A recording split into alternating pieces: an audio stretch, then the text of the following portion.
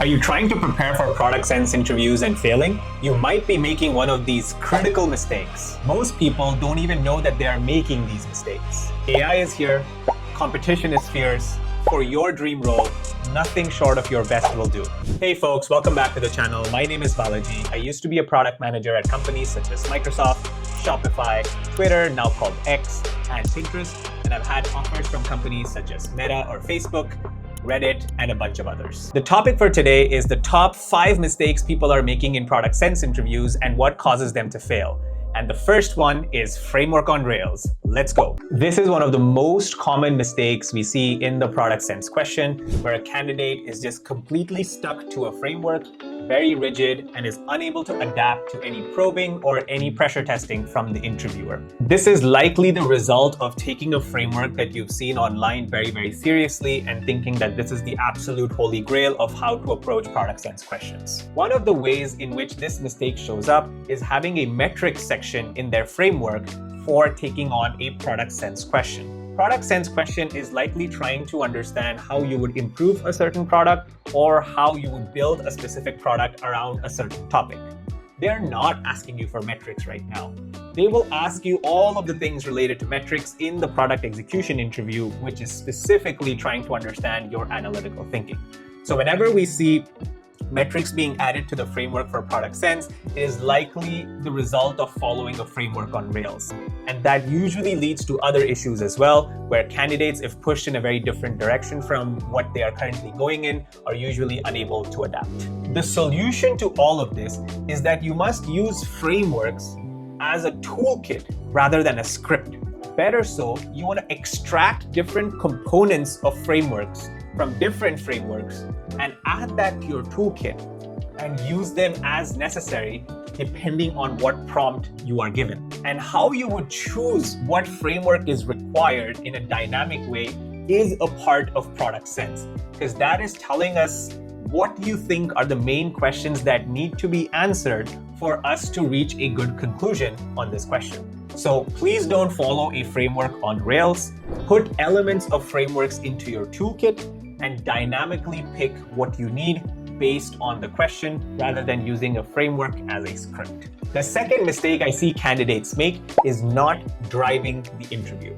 They usually ask too many open-ended questions and are unable to independently decide the direction in which this prompt should go. For example, let's say that the prompt is to design a travel product for Meta. One of the questions that will come up is, should this product be an independent product or should it be inside Facebook or Instagram? And if it is inside Facebook or Instagram, which one should we pick? Should it be inside Facebook or should it be inside Instagram? This is not something you should ask the interviewer. This is a core part of product sense where the interviewer is trying to gauge how you would make this decision. The solution to all of this is to make all of these decisions yourself, not depend on the interviewer.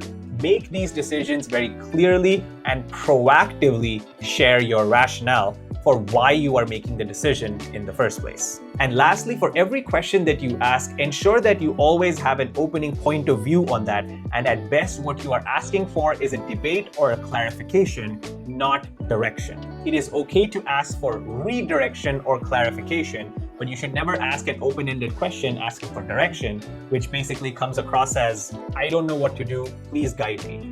And that is not what interviewers want to see, because ideally you'll be placed within the company as someone leading a specific product. So they want to know that you're capable of making these decisions on your own. And if there's a specific fork in the road where decision number 1 or decision number 2 could both be viable options, then we're more than happy to discuss it. But you must establish a point of view for what is good about decision 1, what is good about decision 2, and why this dilemma exists in the first place. So please don't ask open-ended questions. You are the one who has to decide the direction in which this prompt should go. The third mistake is that of bounded thinking.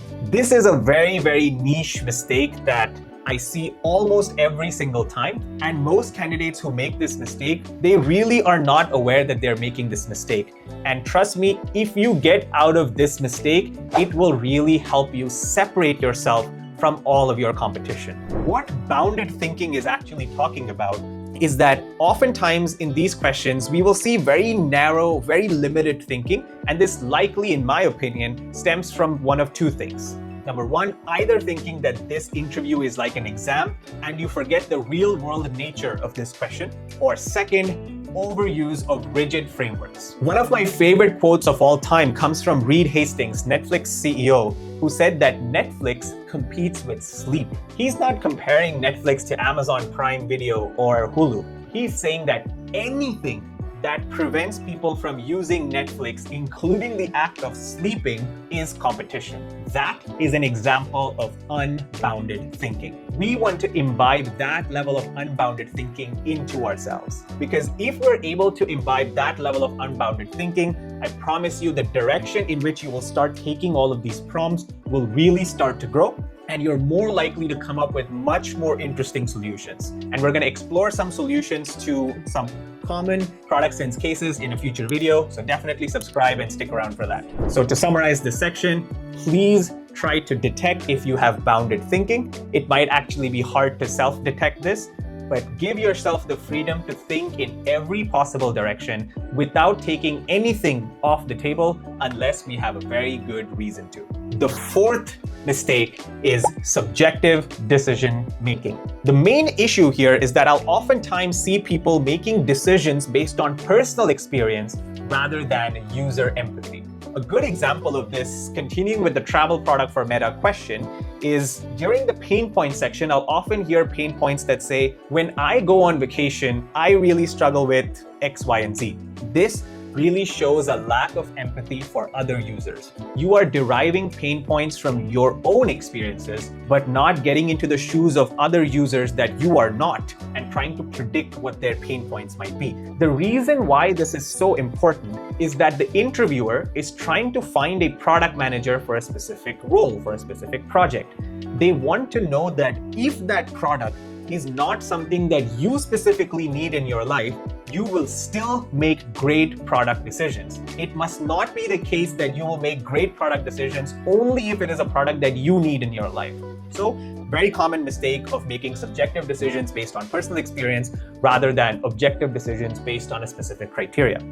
So the recommendation here is make objective decisions and proactively share the criteria you are using to make those decisions. And lastly, and one of my favorites, is just lack of practice. I cannot tell you how many times candidates will come for a mock interview session 24 hours or 48 hours before a Meta interview, and they're still figuring out what the right strategy is. They're still figuring out whether they're going to get it right or not. And I use this analogy of dancing between a pass and fail. And I'll share a personal example. Growing up in India, exams in school life were out of 100 and 40 was the passing score. And the way I look at some of these candidates is that they're dancing between a 35 and a 45. Then on a good day, they might pass if they get lucky. And on a bad day, they're not going to pass.